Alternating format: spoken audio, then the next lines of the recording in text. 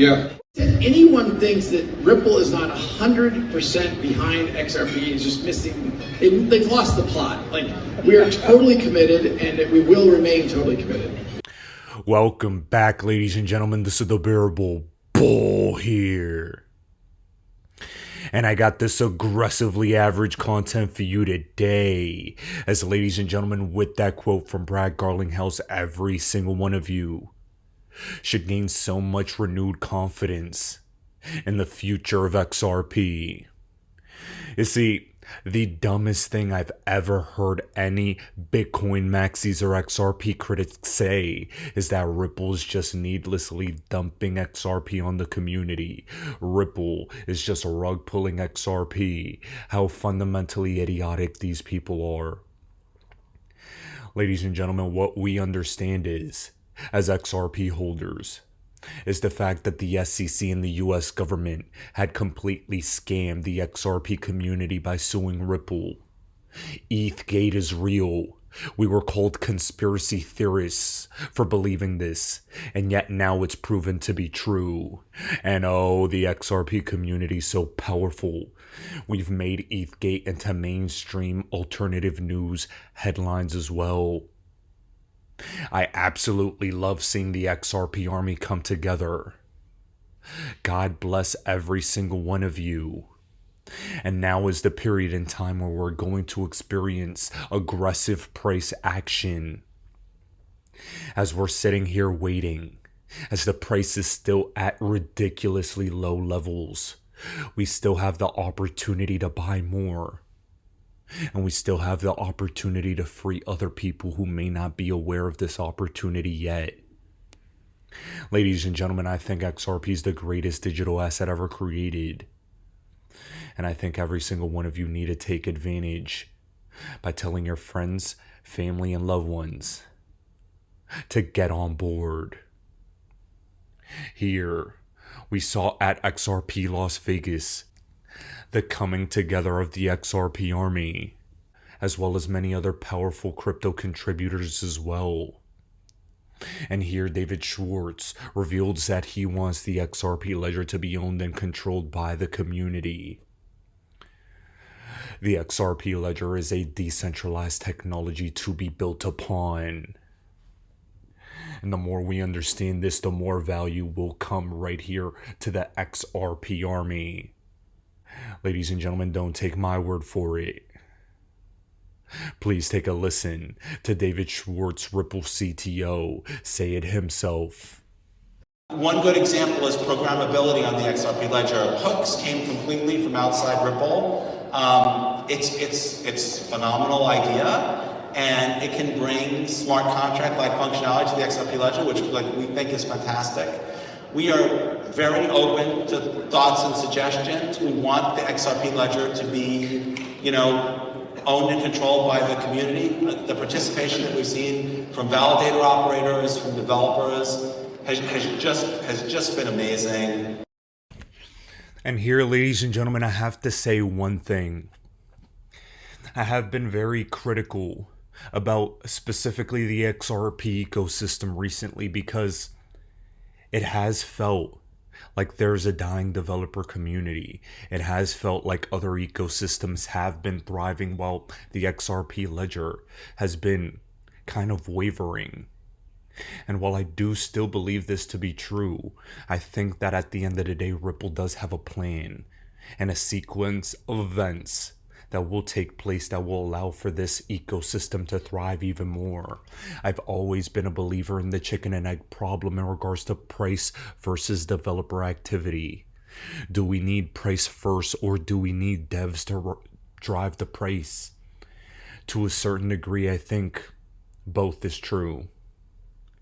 But with Ripple at the helm, and with Brad Garlinghouse doubling down, saying XRP is at the top of Ripple's list as far as things that need to succeed, you have to understand that this company has dotted their I's, crossed their T's, defeated the SEC at every single stage of this lawsuit, has gained regulatory clarity for this digital asset, is about to pay a minuscule fine relative to what the SEC wants, if even any fine at all.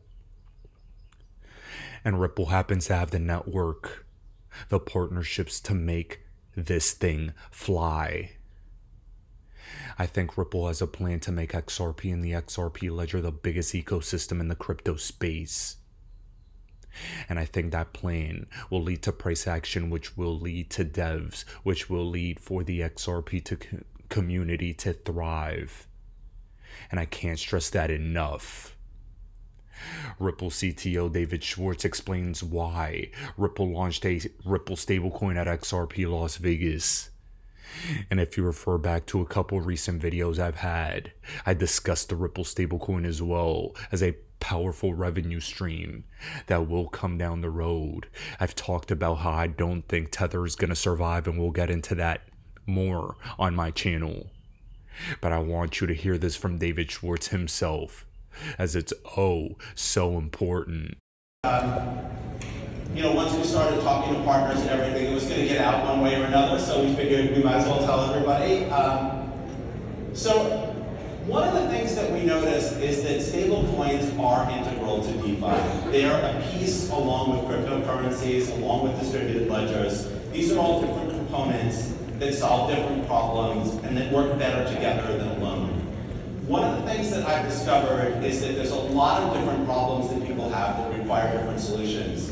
XRP is not going to solve every problem in the cryptocurrency space. The XRP ledger is not going to solve every problem in the cryptocurrency space. That's not how it's going to work. That's not how it worked in the internet space, right? There's no one company, product, or service that is the internet. What makes the internet so great is that there's a wide variety of solutions that appeal to a wide variety of people. And because of that, if you're launching a new product or service and you launch it on the internet, you have a target market of people who have home internet access, who have smartphones. They're internet consumers. And what we need is we need an ecosystem of blockchain cryptocurrency consumers, people who have access to this diverse ecosystem of products and services. Where a stablecoin is particularly important is where the volatility of a digital asset is a minus. There are a lot of applications where the volatility of a digital asset either doesn't matter very much or where it's a plus. Obviously, if you're holding XRP or any other digital asset for speculative value, volatility is fine. If you're a trader, volatility is fine. If you're an exchange, volatility is fine. And even in many payment applications, volatility is not a problem. But there are some applications, particularly in applications that are tightly regulated, where using a digital asset directly for the application is not possible, or at least not possible today. And if we limit ourselves to just the technologies that we most want other people to use, other people are going to have terrible experiences. Would I love for everybody to use XRP for every payment? That would be wonderful.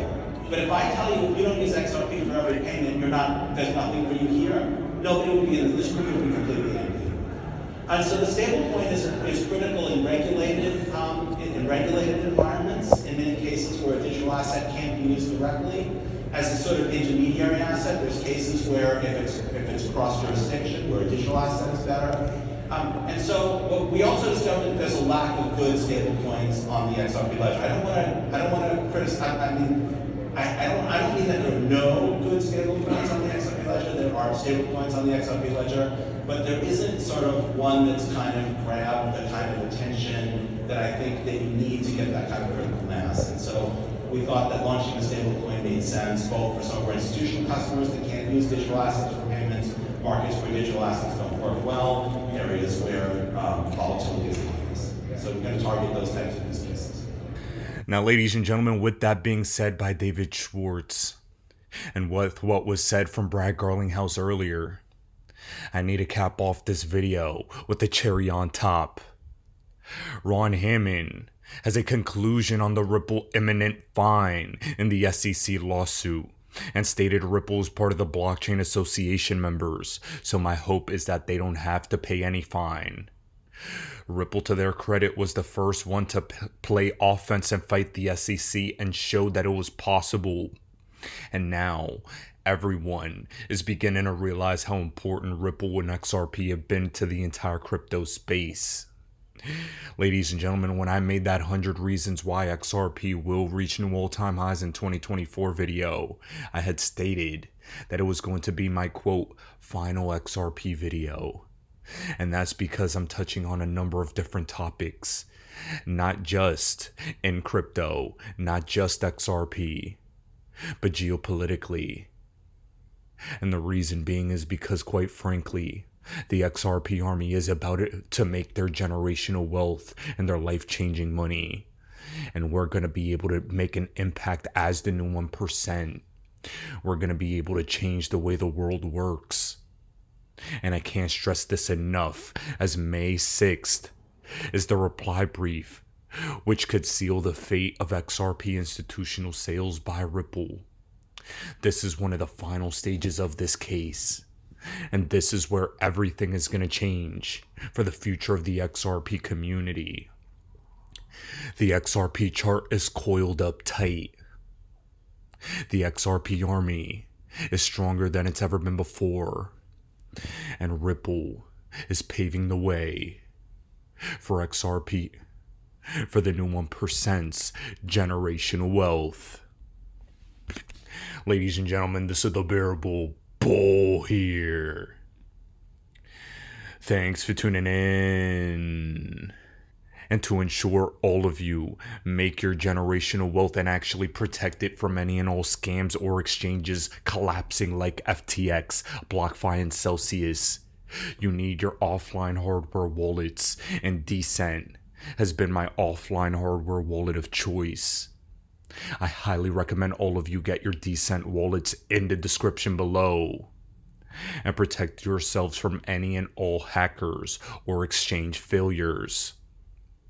I have a lot of prophetic videos coming out in the next couple days, as a lot of the predictions that have been made on this channel are playing out in real time.